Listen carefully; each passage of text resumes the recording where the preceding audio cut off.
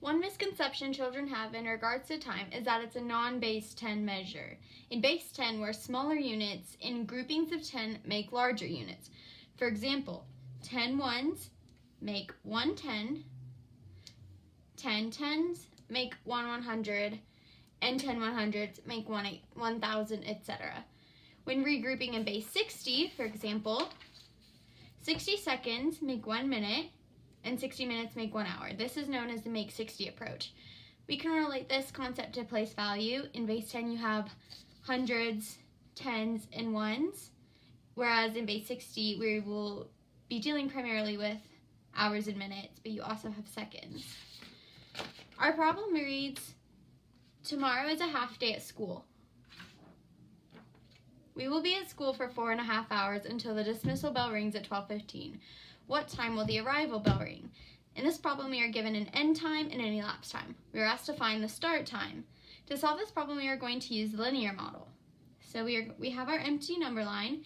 We are going to mark our end time, which is 12:15. This is our end time. And it is right next to noon.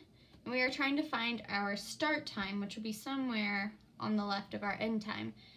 We're going to label the 12 right here. We're going to label it noon or PM.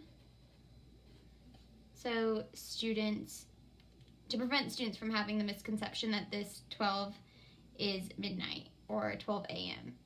So we're going to start at the end time by applying the Make 60 approach to find the jump size that will get us to the nearest hour. In this case, it is only a 15-minute jump. And so we will now mark our timeline and label the jump sizes and places where we land on the timeline. We deduct the size of this first jump from the total elapsed time, which is 4 hours and 30 minutes. We're going to take away 15 minutes,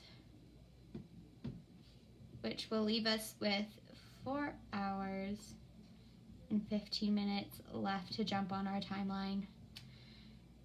Here we can make the connection between backwards or reverse counting and skip counting when trying to find an unknown start time with a known end time and elapsed time.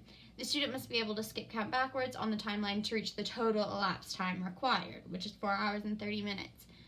We then skip count by hours and then skip count by minutes until we have jumped to the total elapsed time. We jump the size of 4 hours, 1, 2, 3, 4. So we will jump to 8. This is a 4-hour jump. We can double check that our jump sizes add to 4 hours and 15 minutes, 4 hours and 15 minutes. So we will subtract the 4 hours on our total elapsed time.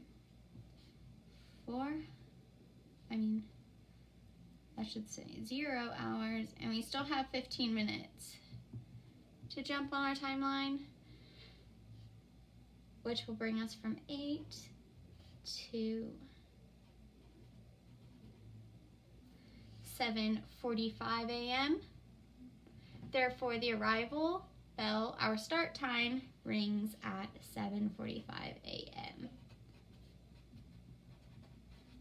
So total we have 4 hours and 30 minutes.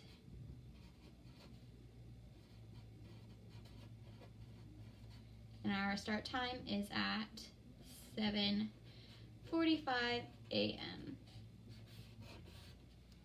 And we know we have jumped our total elapsed time, and that is the linear model.